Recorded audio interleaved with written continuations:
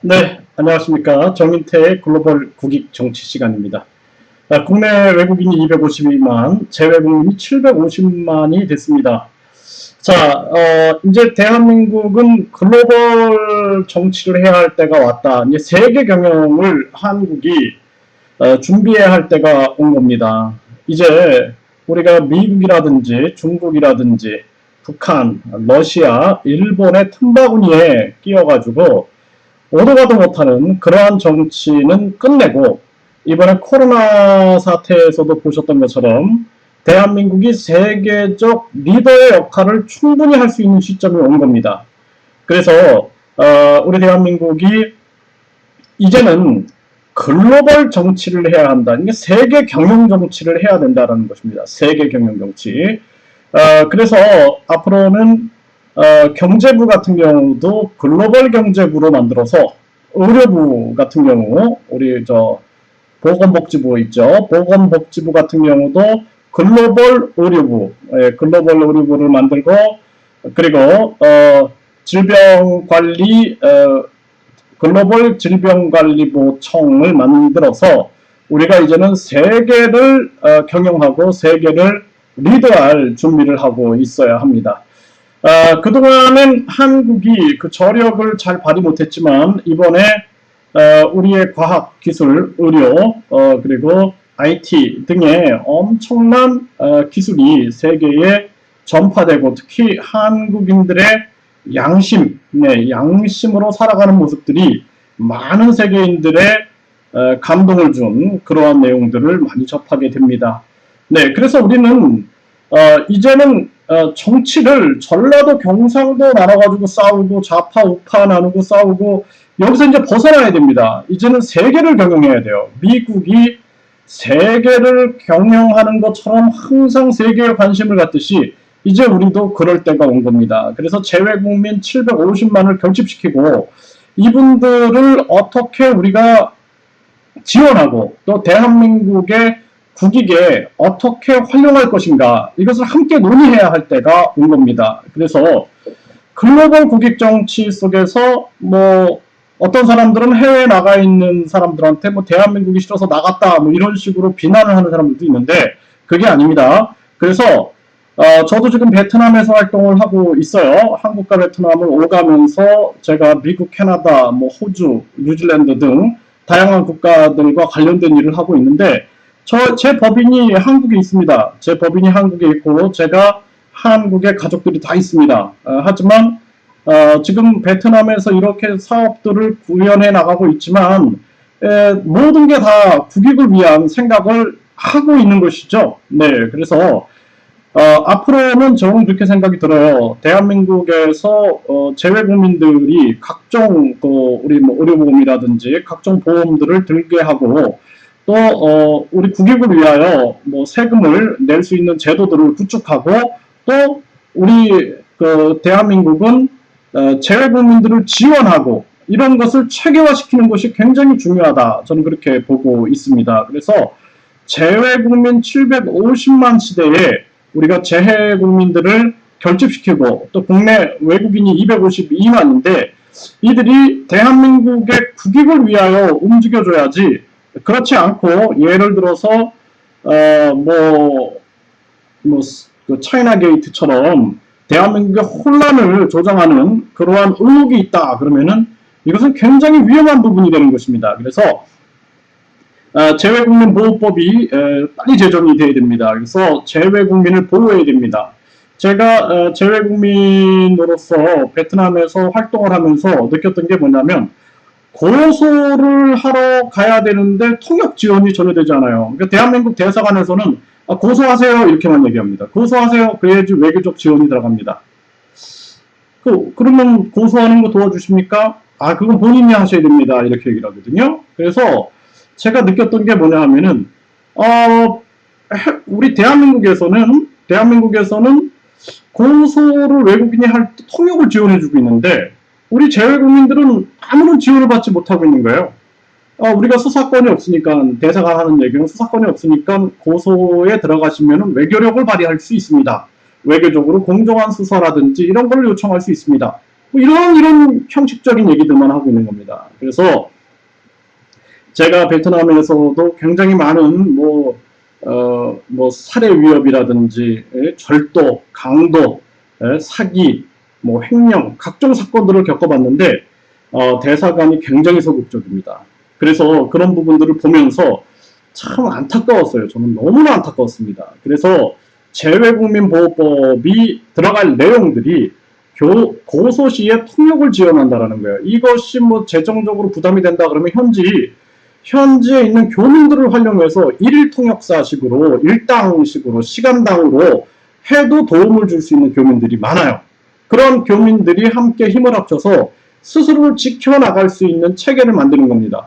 두 번째는 행정이라든지 언론, 이거 지원해줘야 돼요. 언론. 이거 언론에 알려줘야 됩니다. 예? 저도 막 사회 위협을 느끼는데 언론사에 연락하는 것 자체가 너무 힘든 거예요. 이게 언론에 뭐 해외에서 언론사로 연락하는 것도 힘든데 이것도 우리가 그 대사관에서 좀 시끄럽다, 뭐 우리 대사관에 연락이 온다 이런 생각하지 마시고 행정 언론 지원이 일어나야 됩니다. 그리고 긴급한 상황이 발생됐을 때는 경호 지원이 돼야 돼요. 단 하루라도. 제가 어떤 일을 겪었냐면은 살해 위협을 받고 있는데 대사관에서는 안전한 곳으로 피하세요 그러는 거예요. 그 안전한 곳이 어딘데요? 아니 알아서 가세요 그냥. 그 대사관에 안전한 그 보호실 같은 게 있습니까? 아 없어요. 알아서 하세요. 아 이거 다들 마스크 쓰고 그냥 오토바이 타고 막 다니는데 어디가 안전하다고 그렇게 무책임하게 얘기하는지 제가 아주 기가 막혔습니다. 그래서 그때 제가 생각했던 게 경호 지원. 그래서 우리 교민들을 활용할 수 있어요. 그래서 뭐 시간당 얼마라고 해도 우리 뭐 예를 들어서 뭐 재외국민보호위원회에 이런 분과위원들을 둬서 서로 우리가 도움을 줄 수 있는 시스템을 만들면은 그러면은 이게 좀 대한민국인으로서의 자부심을 갖지 않겠는가. 제가 대한민국에 법인이 있고 대한민국에 세금을 내고 있습니다. 네? 대한민국에 법인 있어서 법인세도 내죠. 또 뭐 재산세도 내죠. 각종 뭐 보험료들 다 내고 있습니다. 아무런 지원을 못 받는다 그러면은 고아죠, 고아. 그렇죠? 그래서 안 됩니다. 그래서 우리가 이런 대사관 내에 일시 보호실 가장 안전한 곳이 대사관이에요. 네? 뭐 호텔로 가라 그러는데 호텔 가다가 맞아 죽으면 어떡합니까? 네? 길거리 나가다가 칼 맞으면 어떡해요? 그래서 대사관 내에 일시 보호실을 운영하고 여기까지 이동하는 지원을 해줘야 된다는 거예요. 이동하는 지원. 그래야지만 이 국민들이 보호가 되는 거죠. 사후 결과 지원. 사후에 결과가 어떻게 됐는지 체크해주고 좀 지원 좀 해줬으면 관심 없습니다. 끝나면은. 네, 사건 신고 시에 영사 출동 의무제. 굉장히 중요한 겁니다. 영사가 출동하면은 움직여요. 근데 제가 고소를 하러 가봤더니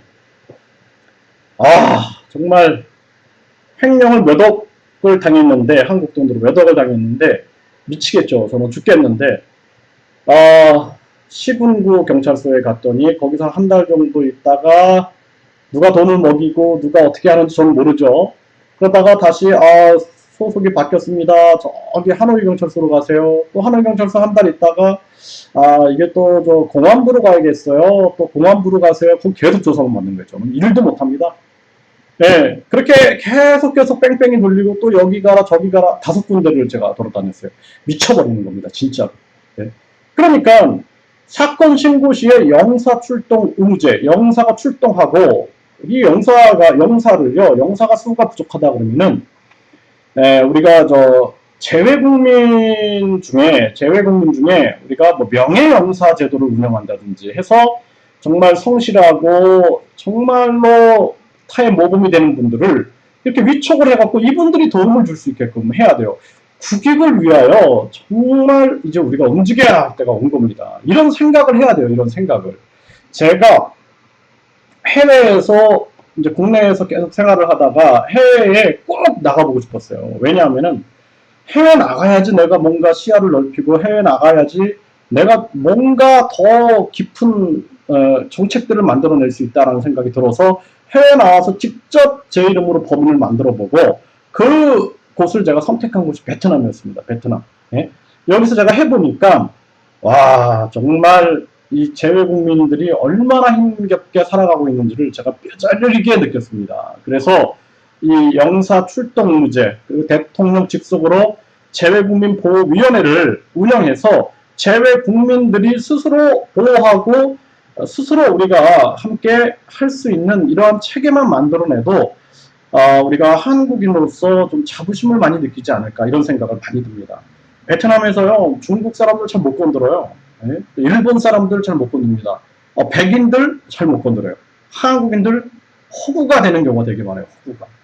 코로나 사건 터졌을 때 제가 길거리 가다가 저한테 침을 뱉는데 모욕감이요. 그리고 식사하러 갔는데 제 앞에서 침을 뱉으면서 너 당신 때문에 우리 그 사람들 코로나 걸리면 다 죽는다 막 이렇게 하는데 정말 물론 전체가 그런 거 아니에요. 몇몇 사람이 그랬기 때문에 제가 참는 거죠. 근데 제가 그 사람들하고 싸우겠습니까? 참는 수밖에 방법이 없어요.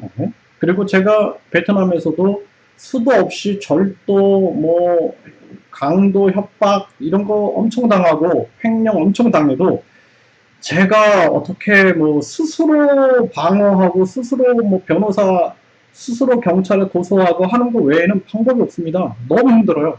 그래서 제가 생각한 게 재외국민보호법에 이러한 것들 더 많은 것들이 있을 겁니다. 근데 이런 것만 되더라도 굉장히 많은 우리가 재외국민들이 더 열심히 일을 하고 또 조국을 위하여 우리가 할 수 있는 일들이 더 많지 않을까 그런 생각을 해보게 됩니다.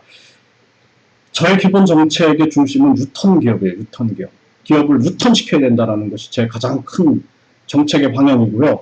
그 다음에 재외 국민으로서 지금 활동하고 있는 분들을 위하여 철저한 보호지원 체계를 만들어서 이분들에게 긍지를 심어주고 대한민국 국민들이 어려움을 처하면 대통령이 막 진짜 강력하게 나서는 모습 보여줘야 됩니다. 미국 보세요, 미국. 미국인들 건들면은 진짜 대통령, 전 대통령들이 막 나서서 데려오고 막 그러잖아요. 자부심을 느끼는 거예요, 그 나라에 대해서. 예.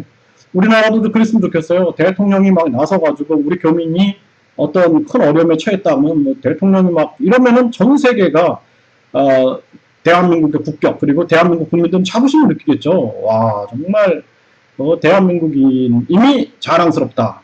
이렇게 생각을 하지 않을까 생각이 듭니다. 네, 정인태 글로벌 국익정치. 네, 이제 재외국민에 관련된 정책들을 제가 계속해서 만들어서 제안을 하도록 하겠습니다. 네, 제 정책이 도움이 되셨으면 좋아요, 구독 눌러주시고요. 저는 더 좋은 정책 연구를 위해서 더 노력하도록 하겠습니다. 감사합니다.